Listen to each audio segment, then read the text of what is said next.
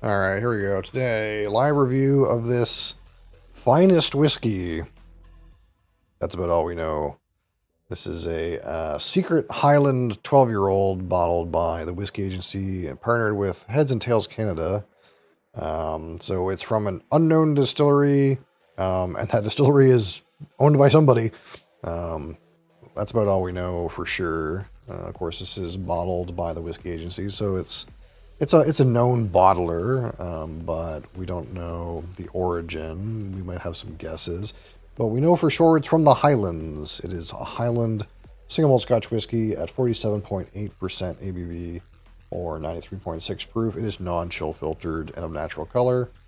And we know this is 12 years in ex-refill or ex-bourbon refill hogshead. I think is refill ex-bourbon hogshead.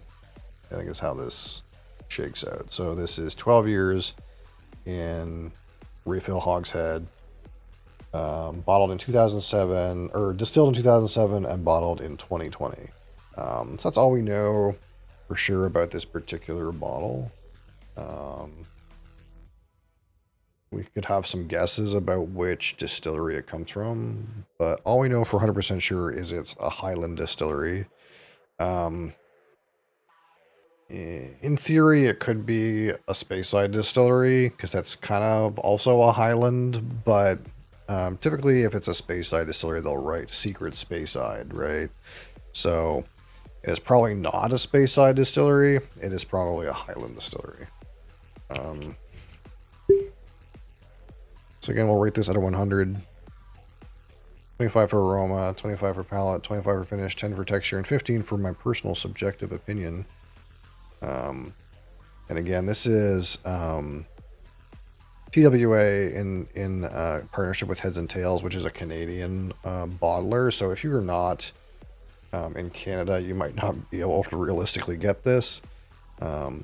But either way, you're missing out on the finest whiskey, as it says on the label. Of course.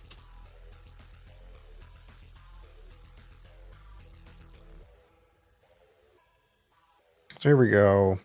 Here's our natural color here, which is very pale, but again, it's only 12 years of age in what we assume is refill ex-bourbon hogshead. So you're just not going to get a lot of color from that. You know, it is what it is. But we don't judge based on the color. We just find it interesting to assess the whiskey and see what color it ended up as after 12 years in a refill hogshead. So we'll just give that us just a minute there to settle. Let me see why I have a missed call. Several from some numbers I would assume are robocallers of some kind.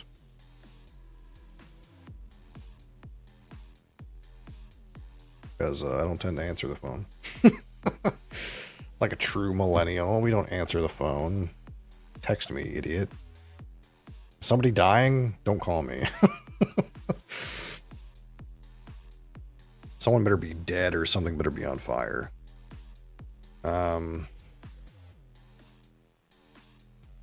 Alright, so what do we got here? Immediately apparent is some like fresh orchard fruits, like apple and peach especially. And there's that kind of like distinctive character for me that you might help you guess what this might be, but you little fucker. There is a waxiness about this that's very clear to me, kind of intermingled with that like peach and apple fruit. So there's a couple of distilleries that have like a pretty like pronounced like waxy component, but one of the interesting things about independent bottles like this is you might sample this and think, hey, this is waxy. It's probably like Klein Leash or Deanston or something like that. But sometimes bottles like this, the way that they end up being independent bottles is a barrel comes out really not of typical distillery character, and they don't want to release it among their normal offerings because it really just doesn't taste right. That doesn't taste necessarily bad, but it just, you know, like imagine if you popped open a Coca-Cola and it just, instead of it tasting like Coca-Cola, it tasted like, you know, Pepsi, or tasted like RC Cola, or tasted like Big 8 Cola. That wouldn't be quite right. So instead of it being like a waxy note because the distillery it comes from tends to have a waxiness, it could come from a completely different distillery where this barrel ended up waxy and they didn't like that, so they pushed it out to an independent bottle. And since they didn't put their name on this, they weren't willing to back up whatever this liquid is with their distillery name. So you might think if this is from Klein Leash and Klein Leash was known to be waxy, that they would allow them to put Klein Leash on the bottle. But whoever distilled this didn't want their brand associated with this liquid. So, you know, it could be from a Highland distillery that has no waxiness whatsoever, and this is kind of an anomaly, and they don't want their brand associated with this flavor profile. So, as a result, you know, you can make guesses that it's Klein Leash or Deanston or something like that, but maybe it's a completely different brand that found a waxy barrel, and they're like, oh, no, get this out of here. You can't put our distillery on this bottle. This is not the character of our distillate. So here we are with this kind of like apple orchard peach candle wax thing. A little bit, like quite a bit more peach than I remember on opening this. It's quite aired out quite nicely, actually. Way more in that like orchard fruit realm than I remember, and especially like the lighter, sweeter, like peach kind of thing. Maybe even apricot. I don't know.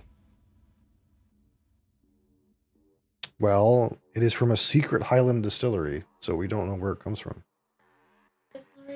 I don't know, maybe. I've opened it. It's an open bottle, so. You don't like the bottle? I love this bottle. Because it just is a generic bottle with some guy on it that says Finest Whiskey.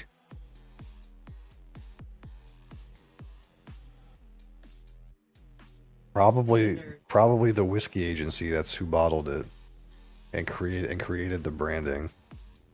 So it's probably them.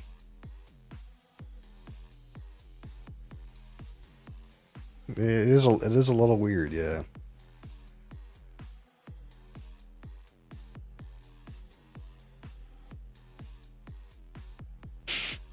It's not smoky.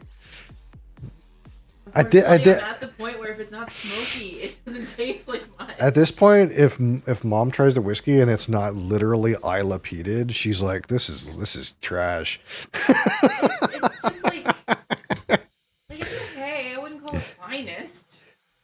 I mean, they've called it the finest. They're allowed to be wrong. It's underwhelming. It's definitely like peach and apricot, though. It's very fruity. It's very orchard. It really is. It really is super orchard with some wax, which I think is quite interesting. 47.8.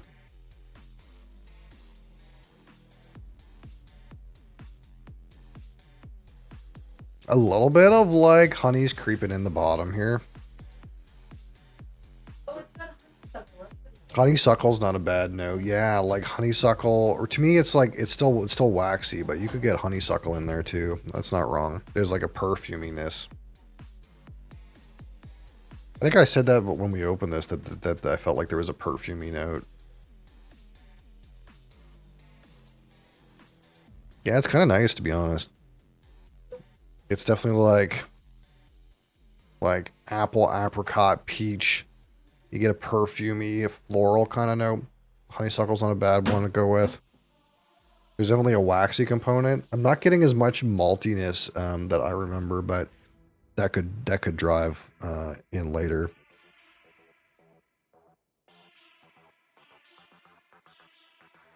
There is straight honey for me as well, but it's soft at the bottom. And that'll probably like develop. So yeah.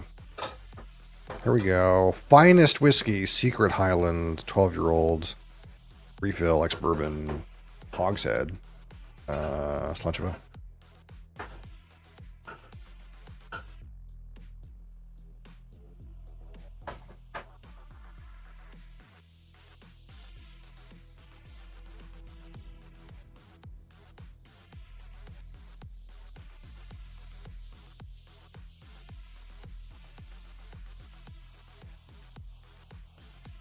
Yeah, there's a real playful, like, orchard sweetness right on the entry here. You do get some of that waxiness on the palate. A little bit of that kind of like subtle honey. Some more spice on the back end. Finishes got a little bit of wood, a little bit of like tobacco notes. Some spices in there. Finishes like, I'm gonna go with like medium plus. It's like reasonable.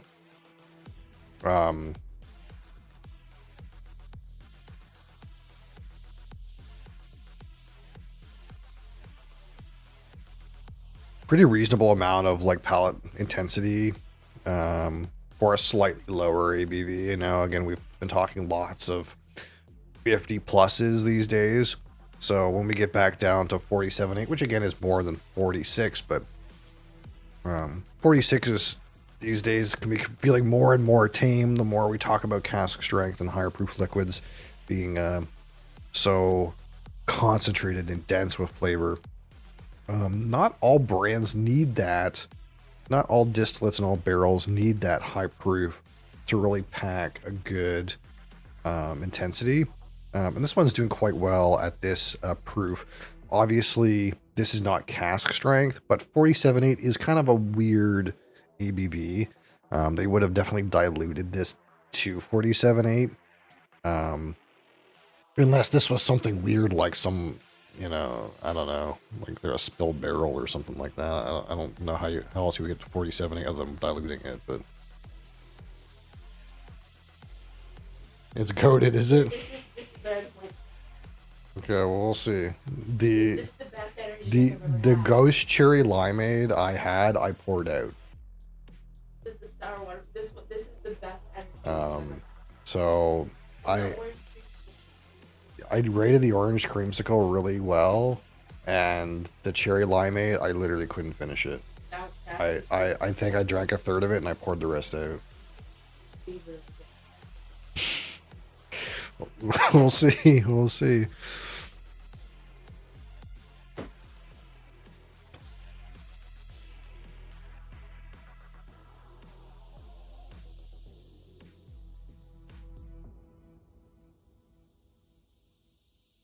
Nice reinforcement of like that wax there. There's something in this coming through now that's like reminding me, like it's like almost like a little bit salty, a little bit lactic. Like there's like a side of Gouda cheese to it or something like that.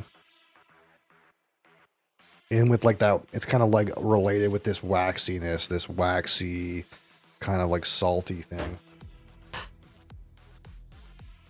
I got one fruit fly that wants my whiskey. There's always one, dude. They come out of the woodwork.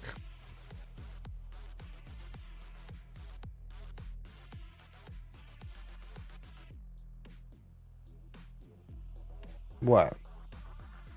You're down there and I'm up here and I'm talking about alcohol.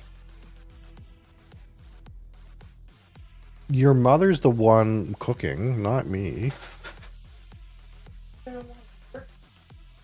Well, what happens, I've noticed, is she smells the meat that you're cooking and then comes to me and talks to me as if I'm supposed to convince you to let her have some.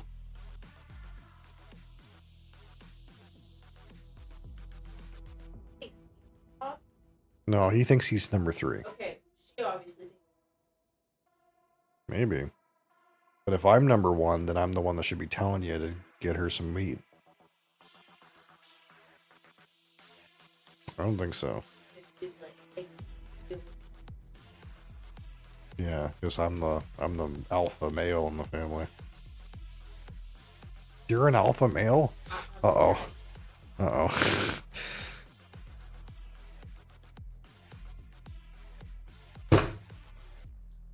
Gotcha, fucker.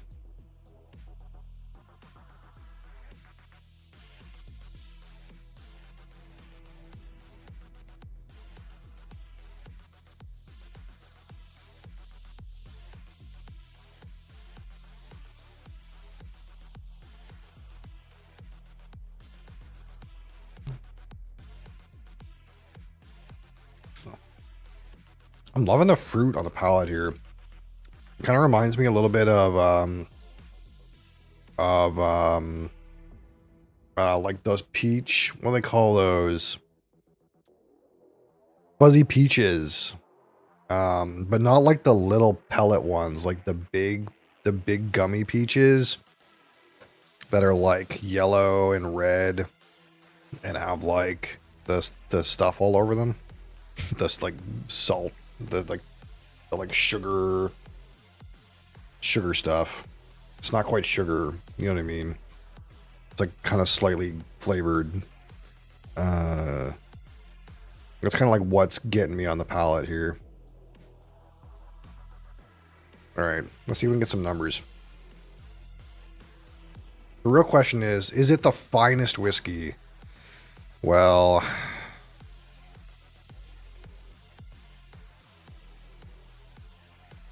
probably not.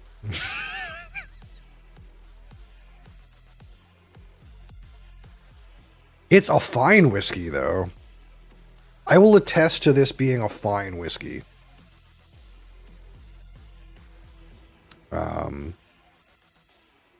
I don't know if it's earned the ST at the end, though. It's not, we're not quite there, I don't think. So again, on the aroma, some nice like peach and apricot, a waxiness, perfumey note. If you hit it just right, you can get like some kind of like light cheese notes. And there is like honey sweetness coming through the bottom. I'm not really getting malts today. Like I think I remember getting a kind of a malt grain, like slight hay kind of note to this. I'm not getting that at all right now. But like the fruits are way more accented than I remember. Like really light and vibrant and playful. So kind of what you might expect from, again, a 12-year-old refill ex-bourbon. But not like, you know, anything crazy, super interesting. Good set of strong notes. Not too much combination. I'll give the aroma 18. All right, so palate.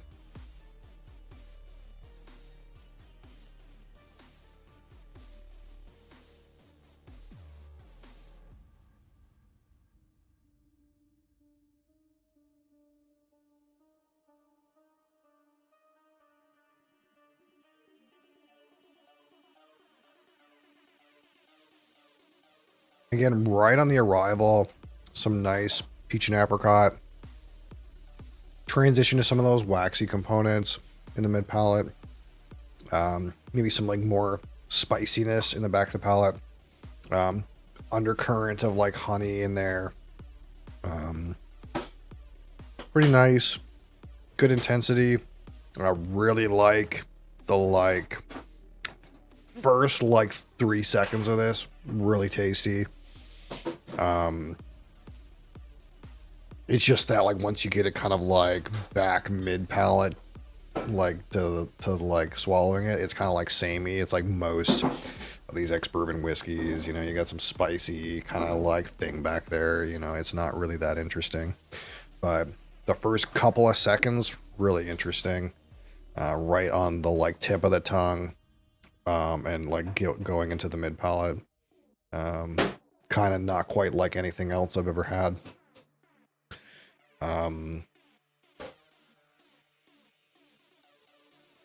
No combinations.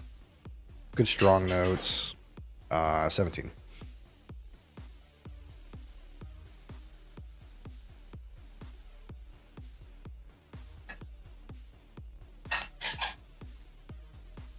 And the finish, which again lands a pretty standard, I think. Like some spiciness, some slight honey undercurrent, tobacco in there, and probably barrel wood. Maybe about medium length, you know, what you'd expect.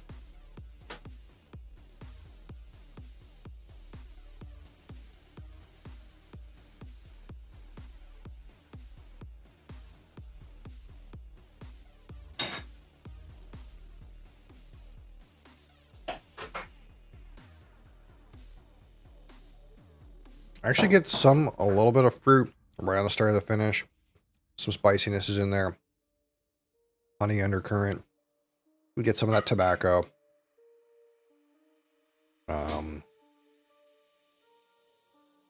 Way back here, you're getting into that like barrel.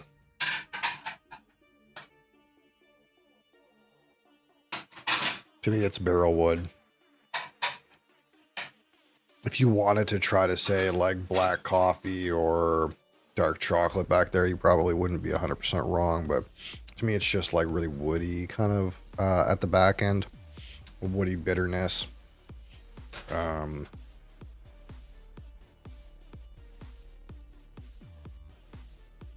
Pretty good. 17.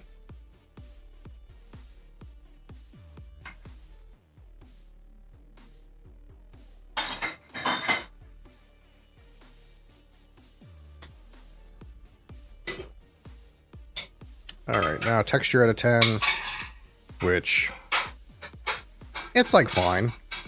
It's not thin, but it's not like super oily, knocking it out of the park or anything like that.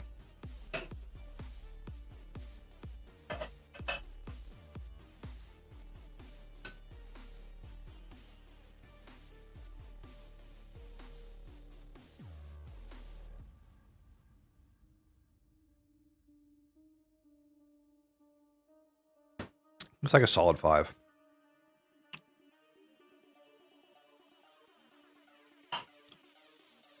So, out of 15, my personal subjective opinion with this Whiskey Agency Secret Highland Finest Whiskey. Really like the fruity component. Really like the dimension of the waxiness. And you kind of like get a little bit more than just like wax. Like, you know, you get some candle wax. But you might even like get into some beeswax. You might get into some like cheese rind, if you will. Some like kind of like extra dimensions around this kind of like sort of waxy note. You get some perfume in there. Good overall like horizontal amount of aromas. Palette is maybe like more streamlined, more simple, but you get like a good amount of sweetness kind of like throughout. Some nice playful fruity kind of things going on, like especially right at the start of the, like right in the arrival, right at the start of the finish, you get a little bit like fruity stuff going on. And the rest is kind of like, I also want to say typical ex-bourbon distillate kind of stuff going on. Basically, biggest surprise for me is that there's not much maltiness to this. I don't find like you get much malty notes or like hay and grass and sweet grass or any of this kind of thing. It's not really got that for me right now, but I seem to remember getting some of that on the neck bore. So maybe just changes with air. Maybe lower down it'll be maltier. That's the thing about these refill barrels is usually they end up a little bit malty, but can't really quite find that here. More waxy. And maybe that's like why it ended up in a no-name reject independent bottle. But I kind of enjoy that kind of thing. Something new and interesting and weird. Maybe different than like standard. So like that. For me, this is definitely a bit of a standard experience. I'll give it a strong 9 out of 15 from my personal subjective experience. Nothing wild. There's a little bit of samey things going on, but you can't quite just say this is a typical ex-bourbon doing okay whiskey. So together, if we put this together, that's 34, 44, 52, 61, 66, 66 out of 100. Great. It's just barely meets great. It's great. It's a great whiskey. Just barely. Is it the finest whiskey? No, but it's a great whiskey.